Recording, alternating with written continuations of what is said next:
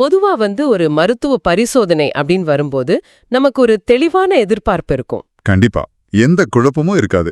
ஆமா.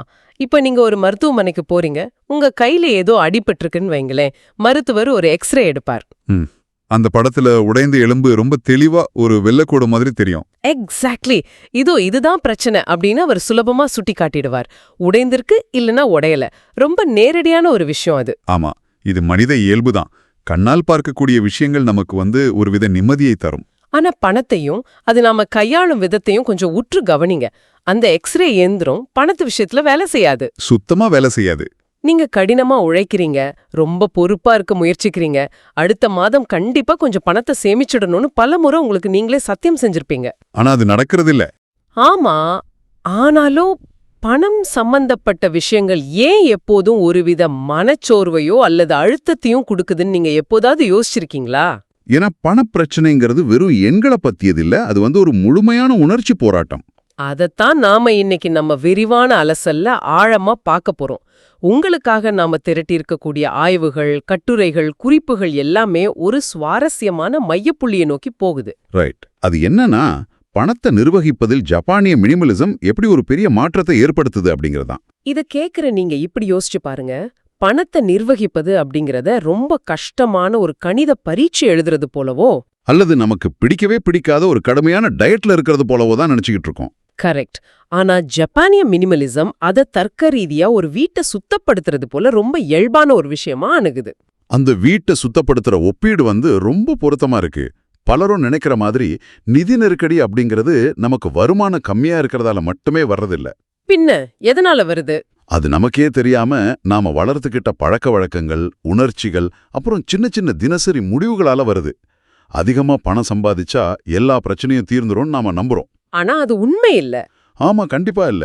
பணத்துடனான உங்க உறவை தெளிவு மற்றும் போதும் என்ற மனநிறைவு மூலம் எப்படி மாத்துவது அப்படிங்கறத நாம இன்னைக்கு பார்க்க போற முக்கிய விஷயம். அதாவது பணத்தை ஒரு போர்க்களமா பார்க்காம அமைதியான ஒரு கருவியை எப்படி மாத்துவதுன்னு பார்க்க போறோம். சரி, இவை எப்படி நடைமுறையில தொடங்குவது? முதல் படியே விழிப்புணர்வு தான். இந்த ஜப்பானிய அணுகுமுறையில என்ன ரொம்பவே கவர்ந்த முதல் விஷயம் ககேபோ. 1904ல மோடோகோ ஹானி அப்படிங்கிற ஜப்பானின் முதல் பெண் பத்திரிகையாளரால் உருவாக்கப்பட்ட முறை இது. ஆமா, ஒரு வீட்டு வரவு செலவு கணக்கெழுதும் முறை. இதுல ஆச்சரியம் என்னன்னா, இப்பவும் இத பலரும் பயன்படுத்துறாங்க. ஆனா எனக்கு இதுல ஒரு சின்ன தயக்கம் இருக்கு. என்ன தயக்கம்? இப்போ நம்ம போன்ல எத்தனையோ டிஜிட்டல் ஆப்ஸ் இருக்கு. செலவழிச்ச உடனே தானாகவே கணக்கு போடுற தொழில்நுட்பமும் இருக்கு. ரைட். இந்த காலத்துல போய் ஒரு நோட்டு புத்தகத்துல கைகளால் செலவுகளை எழுதுவது எந்த அளவிற்கு பயனுள்ளதா இருக்கும்னு தோணுது. டிஜிட்டல் ஆப்ஸ்ல இருக்கிற அந்த வசதி தான் அதோட மிகப்பெரிய பலவீனமும் கூட. அதாவது நீங்க ஒரு கடையில போய் உங்க கார்டை ஸ்வைப் பண்றீங்க அல்லது போன்ல ஸ்கேன் பண்றீங்க. ஆமா, உடனே வேலை முடிஞ்சிரும். அது முடிஞ்சதும் ஆப் தானாகவே அதை குறித்து வச்சுக்குது. இதுல உங்க மூளைக்கு எந்த வேலையும் இல்ல, எந்த முயற்சியும் இல்ல. ஓ, அந்த ப்ராசஸ்ல மூளை ஈடுபாட்டோட இல்லன்னு சொல்றீங்க. ஆமா. ஆனா உளவியல் ஆய்வுகள் என்ன சொல்லுதுன்னா, நீங்க கைகளால் பேனாவை பிடித்து எழுதும்போது உங்க மூளையோட பல பகுதிகள் ஒரே நேரத்துல தூண்டப்படுது. அப்படியா? கண்டிப்பா. நீங்க உங்க செலவை பேப்பர்ல எழுதும்போது அங்க ஒரு உளவியல் ரீதியான உராய்வு உருவாகுது. அந்த உராய்வு ரொம்ப முக்கியம். அதாவது தானியங்கியா செலவு பண்றத நிறுத்திட்டு ஒரு நிமிஷம் நம்மள சிந்திக்க வைக்குது. அப்படிதானே? சரியா சொன்னீங்க. ககேபோ உங்களை ஜட்ஜ் பண்ணாது. அது உங்ககிட்ட வெறும் 4 கேள்விகளை மட்டும்தான் கேட்கும். என்னிடம் எவ்வளவு பணம் உள்ளது, நான் எவ்வளவு சேமிக்க விரும்புகிறேன், உண்மையில் நான் எவ்வளவு செலவழிக்கிறேன், அப்புறம் இதை எப்படி நான் இன்னும் மேம்படுத்தலாம். இதுல குற்ற உணர்ச்சிக்கு இடமே இல்ல, வெறும் விழிப்புணர்வு மட்டும்தான். நாம பார்த்த குறிப்புகள்ல சிகாகோவை சேர்ந்த சாரா அப்படிங்கிற மார்க்கெட்டிங் பொண்ணோட உதாரணம் இதை ரொம்ப அழகா விளக்குது. ஓ, அந்த சாரா கேஸ் ஸ்டடி. அவங்க ரொம்ப ஆடம்பரமா செலவு செய்யறவங்க இல்லைன்னு தான் அவங்களே நினைச்சுக்கிட்டு இருந்தாங்க இல்லையா? ஆமா, அவங்க பெரிய அளவுல ஷாப்பிங் எல்லாம் பண்றதில்ல. வேலைக்கு நடுவுல குடிக்கிற காஃபி, அப்புறம் சில ஆன்லைன் சந்தாக்கள்னு அவங்க செலவுகள் ரொம்ப சாதாரணமா தான் இருந்துச்சு. நிறைய பேருக்கு இப்படித்தான் இருக்கும். ஆனா ககேப்பு முறையை பயன்படுத்தி அவங்க கைகளால செலவுகளை எழுத தொடங்கின பிறகுதான் அவங்க மூளைக்கு அந்த உராய்வு கிடைச்சது. என்ன கண்டுபிடிச்சாங்க? ஒரு மாசத்துல வெறும் சாதாரண காஃபிக்கும் சும்மா வெளியே சாப்பிடுவதற்காக மட்டுமே அவங்க $300 செலவழிச்சிருக்காங்க. $300? ஆமா, அந்த பேப்பர் அவங்க கண்ணுக்கு முன்னாடி அதை வெளிச்சம் போட்டு காட்டுச்சு. $300. அந்த பணத்தை வச்சு ஒரு சின்ன சுற்றுலா போயிருக்கலாம். அல்லது ஒரு எமர்ஜென்சி ஃபண்ட் ஆரம்பித்திருக்கலாம். கரெக்ட். இதுல கவனிக்க வேண்டிய விஷயம், இத உணர்ந்த போது அவங்களுக்கு பெரிய குற்ற உணர்ச்சி வரல. ஓ, ஏன் பணம் இங்கதான் போகுதா அப்படிங்கிற ஒரு தெளிவு தான் கிடைச்சது. இதுதான் அந்த ககைப்போ கொடுக்கிற விழிப்புணர்வு. இதுக்கு பிறகுதான் நாம ஜப்பானிய தத்துவத்தோட மையப்பகுதிக்குள் நுழையிறோம். அதுதான் சிஷோகு. சிஷோகு அப்படின்னா போதும் என்ற மனநிறைவு, நம்மிடம் இருப்பதிலேயே முழுமையை காண்பது. ஆனா இத கேக்குறவங்களுக்கு ஒரு முக்கியமான சந்தேகம் வரலாம். சொல்லுங்க, எனக்கே ஒரு சந்தேகம் இருக்கு. அதாவது, என்னிடம் இருப்பதே போதும்னு நான் நினைச்சிட்டா வாழ்க்கையில முன்னுக்கு வரணுங்கிற லட்சியம் செத்து போயிடாதா? ரைட். ஒரு சிறந்த வீட்டை வாங்கணும், நல்ல காரை வாங்கணும்னு. ஆமா, அடுத்த கட்டத்துக்கு போகணும் அப்படிங்கிற ஆசை இல்லைன்னா ஒரு தனி மனிதனோ அல்லது சமூகமோ எப்படி வளரும்? இந்த போதும் அப்படிங்கிற மனநிலை ஒரு வகையான சோம்பேறித்தனத்தை உருவாக்காதா? நீங்க கேக்குறது ரொம்ப நியாயமான கேள்விதான். ஆனா சிஷோகு அப்படிங்கிறது உங்க லட்சியத்தை குப்பையில போடுறதில்ல. அப்போ அது என்ன? அது உங்க வளர்ச்சிய தடுக்கிற தத்துவமும் இல்ல. மாறாக, உங்க மூளைக்குள்ள புகுத்தப்பட்ட தேவையற்ற தூண்டுதல்களுக்கும் உங்களுடைய உண்மையான தேவைக்கும் உள்ள வித்தியாசத்தை பிரித்து பார்ப்பதுதான் சிஷோகு. ஓகே. இதுக்கு கார்னல் பல்கலைக்கழகம் செஞ்ச ஒரு ஆய்வை நாம கண்டிப்பா பார்த்தாகணும். மக்களின் வருமானம் 20 முதல் 30% அதிகரிக்கும் போது என்ன ஆகுதுன்னு அவங்க கவனிச்சாங்க. என்ன ஆகுது? அவங்க அதிகமா சேமிக்கிறாங்களா? அதுதான் இல்ல, அவங்களுடைய போதுமானது அப்படிங்கிற வரையறையும் அந்த 30%க்கு ஏத்த மாதிரி தானாகவே மாறிடுது. அதாவது நேத்து வரைக்கும் அவங்களுக்கு போதுமானதா இருந்த ஒரு விஷயம் சம்பளம் உயர்ந்த மறுநாளே அவங்களுக்கு பத்தாம போயிடுது. எக்ஸாக்ட்லி. இதத்தான் பொருளாதாரத்துல வாழ்க்கை முறை பணவீக்கம் அப்படின்னு சொல்றாங்க. Life style inflation. ஆமா, அதிகமா பணம் வந்தாலும் உங்களுக்கு நிம்மதி வரப்போறதில்ல. ஏன்னா உங்க தேவைகளும் இலக்குகளும் அந்த பணத்தை விட வேகமா ஓடிக்கிட்டே இருக்கும். சிஷோகு இந்த முடிவற்ற ஓட்டத்தை தடுத்து நிறுத்துது. நீங்க சொல்றத கேட்கும்போதே எனக்கு ஷியாட்டிலே சேர்ந்த ஜேம்ஸ் அப்படிங்கிற மென்பொருளாளரின் கதை தான் நினைவுக்கு வருது. அந்த ஐடி ஊழியர் கதை தானே? ஆமா, அவர் நல்ல சம்பளம் வாங்குறவரு. ஆனா எப்ப பார்த்தாலும் அவருக்குள்ள ஒரு பொருளாதார அழுத்தம், ஒரு பதற்றம் இருந்துகிட்டே இருந்துச்சு. புதுசா லேப்டாப் மாடல் வந்தா வாங்கணும், புது ஹெட்போன் வாங்கணும்னு ஏதோ ஒரு பொருளை துரத்திக்கிட்டே இருந்தார் இல்லையா? கரெக்ட். அவர் இந்த சிஷோகு தத்துவத்தை பயன்படுத்த ஆரம்பிச்சார். அதுக்கு அவர் செஞ்சது ரொம்ப எளிமையான ஒரு விஷயம்தான். ஒரு பொருளை வாங்கணும்னு ஆசை வந்தா உடனே அதை வாங்காம ஒரு நோட்ல எழுதி வச்சுக்கிட்டார். அதாவது அந்த ஆசையை உடனே நிறைவேற்றாம ஒரு இடைவெளி விடுறாரு. 8 மணி நேரம் கழிச்சு அந்த நோட்டை எடுத்து பார்த்தார். ஆச்சரியம் என்னன்னா, அவர் எழுதி வச்ச 70% ஆசைகள் அந்த 48 மணி நேரத்துக்குள்ள தானாகவே மறைஞ்சு போச்சு. ஏன்னா அது நிஜமான தேவையில்லை. ஆமா, இது எனக்கு இப்போ தேவையில்ல அப்படிங்கிற முடிவுக்கு அவர் வந்துட்டார். ஜேம்ஸ் செஞ்ச அந்த 48 மணி நேர இடைவெளி தான் நாம பார்க்க போற அடுத்த முக்கியமான பழக்கத்துக்கான நுழைவாயில். அத 24 மணி நேர விதி அப்படின்னு சொல்லலாம். சிஷோகு மூலம் போதும் என்பதை உணர்ந்த பிறகு தேவையற்ற பொருட்களை வாங்குவதை தவிர்க்கிற ஃபில்டரா இந்த விதி வேலை செய்யுது. ஆமா, இது எந்த அளவுக்கு முக்கியம்னு சில புள்ளி விவரங்களை பார்த்தா உங்களுக்கே புரியும். சுமார் 84% நுகர்வோர்கள் திட்டமிடாம ஏதோ ஒரு உணர்ச்சி வசப்படுதல்ல பொருட்களை வாங்குறாங்க. 84%, ரொம்ப அதிகம். சராசரி அமெரிக்கர் ஒரு மாசத்துக்கு $150 இப்படி உணர்ச்சி வசப்பட்டு வீணாக்குறார். $150? அது ஒரு வருஷத்துக்கு கணக்கு போட்டா பெரிய தொகை. அது மட்டும் இல்ல, இதுல பெரிய சோகம் என்னன்னா, இப்படி வாங்கப்படுற பொருட்கள்ல 60% செலவுகள் அடுத்த 48 மணி நேரத்துல அவங்களுக்கு பெரிய குற்ற உணர்ச்சியை கொடுக்குது. இது ஏன் வாங்கணும்னு மூளை யோசிக்க ஆரம்பிக்குது. கரெக்ட். இன்றைய ஆன்லைன் ஷாப்பிங் அல்கரிதம்கள் நம்மளை எப்படி தூண்டுகின்றன அப்படிங்கறத நீங்க புரிஞ்சுக்கணும். நீங்க ஒரு பொருளை பாக்குறீங்க, உடனே ஸ்கிரீன்ல இன்னும் 2 மட்டுமே ஸ்டாக்கில் உள்ளது, அல்லது இதை இப்போது 5 பேர் பார்த்து கொண்டிருக்கிறார்கள் அப்படின்னு சிவப்பு கலர்ல ஒரு நோட்டிபிகேஷன் வரும். ஆமா, அது உங்க மூளைக்குள் ஒரு அவசரத்தை உருவாக்கி டோபமைனை சுரக்க வைக்குது. சிந்திக்கிற திறனை முடக்கிட்டு உடனே வாங்க தூண்டுது. டென்வரை சேர்ந்த எமிலி அப்படிங்கிற ஆசிரியைக்கும் அதுதான் நடந்திருக்கு. பள்ளிக்கூடத்துல நாள் முழுக்க வேலை செஞ்சுட்டு ரொம்ப சோர்வா வீட்டுக்கு வராங்க. சோஃபாவில் உட்காந்து ஆன்லைன்ல பார்க்கும்போது ஒரு ஸ்லோ ஜூசர் விளம்பரம் அவங்க கண்ணுல படுது. அதோட விலை $120. அப்போ அவங்க மூளை என்ன சொல்லும்? நான் ரொம்ப கஷ்டப்படுறேன், எனக்கான ஒரு சின்ன பரிசா இது இருக்கட்டும்னு தோணும். எக்ஸாக்ட்லி. இதை எனக்கு தேவை அப்படின்னு அவங்க உணர்ச்சிகளை தூண்டுது. இதுதான் அந்த அல்காரிதம் எதிர்பார்க்கிற வீக் பாயிண்ட். கரெக்ட். ஆனா எமிலி அந்த 24 மணி நேர விதியை பின்பற்ற முடிவு செஞ்சாங்க. உடனே வாங்காம அதை கார்ட்ல மட்டும் போட்டுட்டு போன வச்சிட்டாங்க. சூப்பர். அடுத்த நாள் என்னாச்சு? அடுத்த நாள் காலையில எந்திரிச்சு பார்க்கும்போது அந்த டோப்பமின் போத தெளிஞ்சிடுச்சு. அவங்க சமையலறையின ஏற்கனவே ரொம்ப நல்லா வேலை செய்யற ஒரு மிக்ஸி இருக்கு. ஆமா, அப்புறம் காலையில ஜூஸ் போட நேரம் இருக்காது. அந்த நிதர்சனம் அவங்களுக்கு புரிஞ்சுது. அந்த 24 மணி நேர காத்திருப்பு அவங்களுடைய $120 மட்டும் மிச்சப்படுத்தல, அவங்க வீட்ல இருந்த ஒரு இடத்தையும் மிச்சப்படுத்தியிருக்கு. அந்த சின்ன காத்திருப்பு உணர்ச்சிகளை விலக்கிட்டு தர்க்கரீதியான சிந்தனையை கொண்டு வந்துருச்சு. சரி, இதுவரைக்கும் நாம பணத்தை வெளியே எப்படி செலவழிப்பது, எப்படி தடுப்பது அப்படிங்கறத பத்தி பேசணும். ஆமா. ஆனா ஏற்கனவே நம்ம கையில இருக்கிற பணத்தை நாம எப்படி நடத்துறோம், இங்கிருந்து தான் ஒரு சுவாரஸ்யமான பழக்கத்துக்கு நாம போறோம். அதுதான் சுத்தமான பணப்பை. Tidy wallet. ஒருவருடைய பணப்பை எப்படி இருக்குங்கிறதுக்கும் அவங்க பணத்தை மிச்சப்படுத்துவதற்கும் என்ன சம்பந்தம் இருக்க முடியும்னு கேக்குற நீங்க யோசிக்கலாம். இதுக்கு ஒரு உதாரணம் சொல்றேன். சொல்லுங்க. பழைய காஃபி ரசீதுகள், காலாவதியான அட்டைகள், மடிந்து போன ரூபாய் நோட்டுகள் அப்படின்னு ஒரு குப்பை தொட்டி மாதிரி ஒரு பணப்பைய வச்சிருக்கிறது ஒரு ஓட்டையான வாளில தண்ணீர் பிடிப்பதற்கு சமம். ரொம்ப கரெக்டான ஒப்பீடு. எந்த ஓட்டை வழியாக தண்ணீர் கசிகிறது என்றே நமக்கு தெரியாது. ஆனா பணப்பைய சுத்தமா வச்சிருக்கிறது எப்படி உங்க செலவு குறைக்கும்னு நிபுணர் சொல்லும்போது எனக்கே ரொம்ப ஆச்சரியமா இருந்துச்சு. ஏன்னா ஜப்பானிய கலாச்சாரத்துல மொட்டனை அப்படின்னு ஒரு ரொம்ப ஆழமான கருத்து இருக்கு. மொட்டனை அப்படின்னா என்ன? மொட்டனை அப்படின்னா மதிப்புமிக்க ஒரு பொருளை வீணாக்குவது குறித்த ஒரு ஆழ்ந்த வருத்தம். பணம் அப்படிங்கிறது வெறும் காகிதம் இல்லை. அது உங்களுடைய நேரம், உங்களுடைய கடின உழைப்பு, அப்புறம் ஆற்றல் ஆகியவற்றின் ஒரு பௌதிக அடையாளம். ரைட். நீங்க உங்க பணப்பைய ஒரு குப்பை தொட்டி போல வச்சிருக்கும்போது அது உங்க மூளைக்கு தொடர்ந்து ஒரு சிக்னல் அனுப்புது. என்ன சிக்னல் அது? பணம் ஒரு சாதாரண விஷயம், அது ஒரு குப்பை மாதிரி தான், அதை பத்தி அதிகம் கவலைப்பட தேவையில்லை அப்படிங்கிற சிக்னல் தான் அது. இது உங்க முடிவெடுக்கும் திறனை சோர்வடைய செய்யுது. ஓ, காக்னிட்டிவ் லோட். ஆமா ஆமா.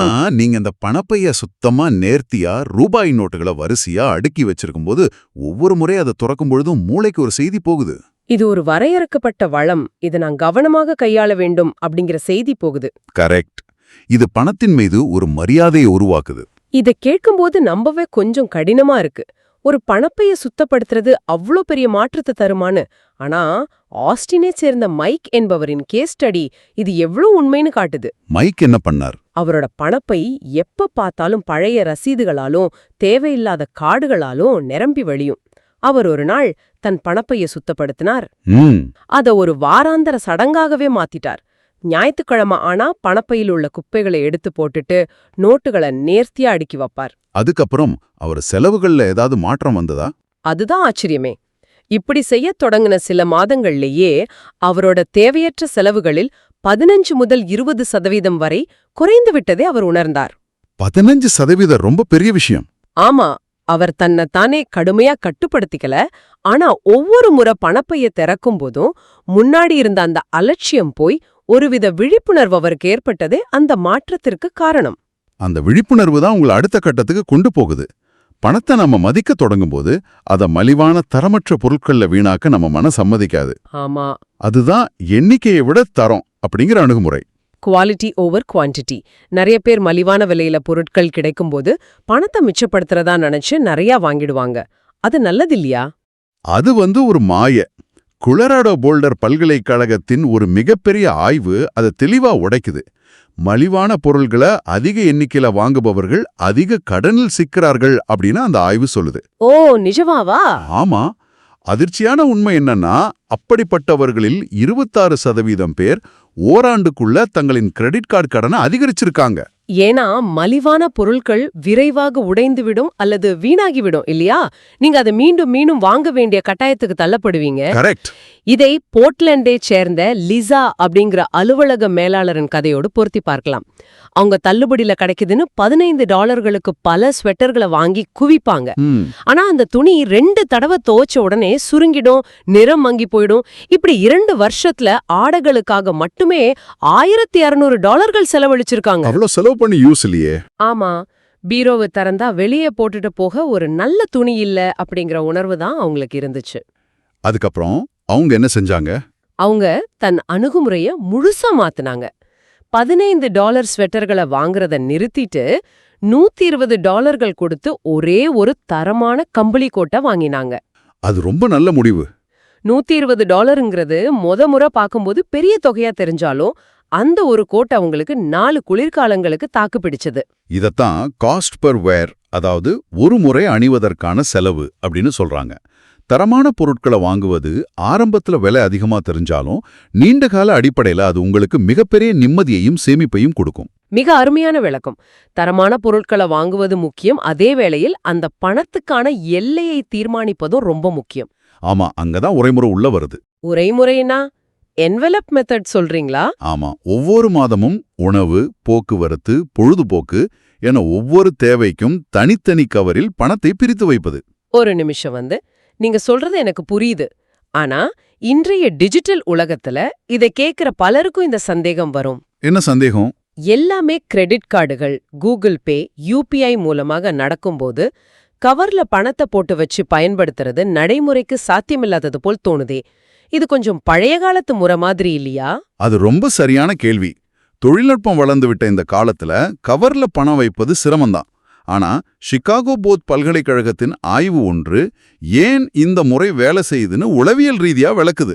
என்ன சொல்லுது அந்த ஆய்வு? நீங்க கார்டை ஸ்வைப் பண்ணும்போது உங்க மூளைக்கு எந்த ஒரு இழப்பும் ஏற்படுவதாக தோன்றுவதில்லை. அது ஒரு மாயை மாதிரி. ஆமா. ஆனா உங்க கையில் இருக்கும் ஒரு 500 ரூபாய் நோட்டை நீங்க இன்னொருத்தர் கையில் கொடுக்கும்போது உங்க மூளையில் செலவழிக்கும் வலி பதிவாகிறது. பெயின் ஆஃப் பேயிங் அப்படின்னு சொல்லுவாங்க. அந்த வலி நிஜமாவே செலவு குறைக்குமா? கண்டிப்பா. கையில் பணமாக கொடுக்கும்போது மக்கள் 12 முதல் 18% வரை செலவுகளை குறைக்கிறார்கள் என்று அந்த ஆய்வு சொல்லுது. கார்டு ஸ்வைப் பண்றது ரொம்ப அப்டிராக்ட். கையில் பணம் கொடுப்பது நிஜம். சரி, டிஜிட்டல் உலகத்துல இதை எப்படி செயல்படுத்துறது? அதுக்கு நீங்க வங்கி ஆப்களில் துணை கணக்குகள் தொடங்கலாம். Sub accounts. சம்பளம் வந்த உடனே உணவு, பொழுதுபோக்கு, சேமிப்புன்னு ஒவ்வொரு தேவைக்கும் பட்ஜெட்டை பிரித்து அந்த துணை கணக்குகளுக்கு மாற்றிடலாம். ஓகே. நீங்க அந்த எல்லையை கண்கூடாக பார்க்கும்போது உங்க மூளை தானாகவே கட்டுப்பாட்டுக்குள் வந்துவிடும். சிகாகோவைச் சேர்ந்த அனா அப்படிங்கிற டிசைனர் செஞ்சதும் அதுதான். அவங்க காஃபி குடிக்கிறதுக்கும் வார இறுதியில வெளியே போறதுக்கும் தன் கிரெடிட் கார்டை இஷ்டம் போல பயன்படுத்தி கொண்டிருந்தாங்க. பில் வந்த பிறகுதான் எவ்வளவு செலவாச்சுன்னு தெரியும் இல்லையா? ஆமா. அவங்க என்ன செஞ்சாங்கன்னா டிஜிட்டல் முறையிலேயே துணை கணக்குகள் உருவாக்கி அதுக்குன்னு ஒரு குறிப்பிட்ட தொகையை மட்டும் ஒதுக்குனாங்க. மாத பாதியிலேயே அந்த பொழுதுபோக்கு கணக்கில் பணம் காலியானால் அவங்க வேற கணக்கிலிருந்து பணத்தை எடுக்க மாட்டாங்க. அது ஒரு நல்ல சுய கட்டுப்பாடு. வெளியே செல்வதை தவிர்த்து வீட்டில் சமைக்க தொடங்கினாங்க. இதன் மூலம் அவங்க மாதம் $450 சேமிக்க முடிஞ்சது. இது அவங்களுக்கு எந்தவித நெருக்கடியும் தரல, மாறாக ஒரு தெளிவான கட்டுப்பாட்டை கொடுத்தது. அந்த கட்டுப்பாடும் தெளிவும் வந்த பிறகு நாம இறுதியான மற்றும் மிக முக்கியமான பழக்கத்திற்கு செல்லலாம். அது என்ன பழக்கம்? அதுதான் தானியங்கி சேமிப்பு. உங்க நிகழ்கால செலவுகளை கட்டுப்படுத்திய பின் எதிர்காலத்திற்காக முதலில் உங்களுக்கே பணம் செலுத்துவது. Paying your self first. இத நான் ஒரு விமான பயணத்தோடு ஒப்பிட விரும்புறேன். நீங்க விமானத்துல போகும்போது அவசர காலங்கள்ல ஆக்சிஜன் மாஸ்க் கீழே விழுந்தா விமான பணிப்பெண்கள் என்ன சொல்வாங்க? முதலில் உங்களுக்கான மாஸ்கை அணிந்துவிட்டு பிறகு மற்றவர்களுக்கு உதவுங்கள் அப்படின்னு சொல்வாங்க. சேமிப்பும் அப்படிதான். எல்லா செலவுகளையும் செஞ்சு முடிச்சிட்டு கடைசியில மீதம் இருக்கும் பணத்தை சேமிக்கலான்னு நினைக்கிறது மூச்சு திணறும் நிலையில ஆக்சிஜனை தேடுவதற்கு சமம். ஆமா, ரொம்ப ஆபத்தானது. முதல்ல உங்க எதிர்காலத்துக்கான ஆக்சிஜனை, அதாவது சேமிப்பை பாதுகாத்துக்கணும். அது ரொம்ப ஆழமான ஒப்பீடு. நாம ஏன் சேமிக்க தவறோம்னா மனிதர்களுக்கு இயல்பாகவே நிகழ்கால சார்பு அப்படிங்கிற ஒரு உளவியல் குறைபாடு இருக்கு. Present bias. அதாவது நாளைக்கு என்ன நடக்கும் அப்படிங்கறத விட இன்றைய ஆசைக்கே நம்ம மூளை அதிக முக்கியத்துவம் தரும். கரெக்ட். நாளைய ஓய்வூதிய பாதுகாப்பை விட இன்னைக்கு நைட் ஆர்டர் பண்ணி சாப்பிட்ற பீட்சா நமக்கு ரொம்ப அவசியமாக தோன்றும். நம்ம மூளையின் முடிவெடுக்கும் பகுதி ஒவ்வொரு நாளும் பல 100 முடிவுகளை எடுத்து சோர்வடைந்து விடுகிறது. அதனாலதான் மாத கடைசியில் சேமிப்பை பற்றி சிந்திக்க நமக்கு ஆற்றல் இருப்பதில்லை, ரைட்? எக்ஸாக்ட்லி. அப்போ தானியங்கி சேமிப்பு அந்த பிரச்சனையை எப்படி தீர்க்குது? அது அந்த முடிவெடுக்கும் சுமையை உங்க மூளையிடமிருந்து பிடுங்கிடுது. நீங்க ஒரு முறை செட் பண்ணிட்டா போதும்.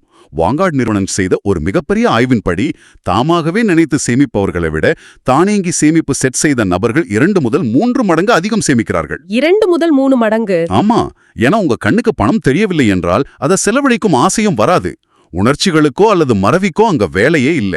இத படிக்கும்போது பாஸ்டனைச் சேர்ந்த திரேவிட் அப்படிங்கிற ப்ராஜெக்ட் மேனேஜரின் கேஸ் ஸ்டடி ரொம்ப இன்ஸ்பைரிங்கா இருந்துச்சு. சொல்லுங்க. அவர் நல்ல சம்பளம் வாங்கினாலும் மாத கடைசியில மீதம் இருக்கும் பணத்தை சேமிக்கலான்னு நினைச்சு ஒரு வருஷத்துல வெறும் $800 மட்டுமே சேமிச்சிருந்தார்.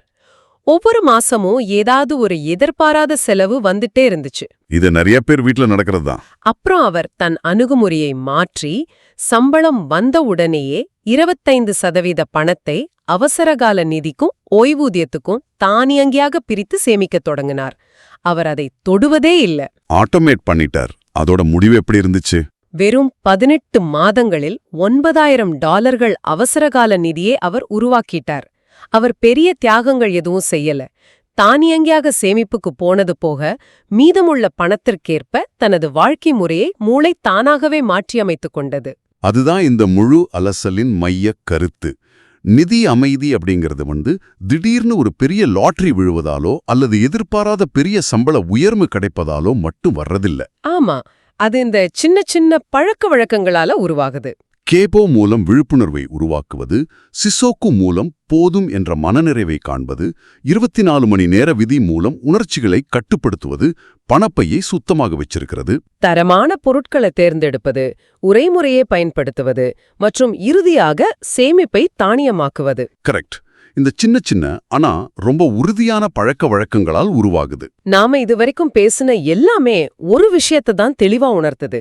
பணத்தின் மீதான உங்க உணர்ச்சிகரமான பிடிப்பை, அந்த பதற்றத்தை விடுவித்து பணத்தை வெறும் ஒரு கருவியாக மாற்றுவதுதான் உண்மையான சுதந்திரம். கண்டிப்பா. நீங்க இந்த அலசல பேட்டுக்கிட்டு இருக்கீங்கன்னா உங்களுக்காக ஒரு சின்ன ஆலோசனை. நீங்க இந்த 7 பழக்கங்களையும் இன்னைக்கு நைட்டே செஞ்சு முடிக்கணும்னு அவசியமில்ல. ஆமா, எல்லாம் ஒட்டுநோட்டமா செய்ய முடியாது.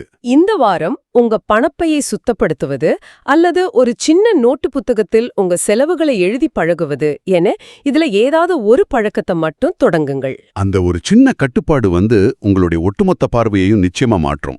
இதை நிறைவு செய்வதற்கு முன் ஒரு ஆழமான கேள்விய உங்களிடம் விட்டு செல்ல விரும்புறேன். நாம ஆரம்பிக்கும்போது எக்ஸ்ரே யாந்திரத்தையும் பணத்தையும் ஒப்பிட்டு பேசணும் இல்லையா? ஆமா.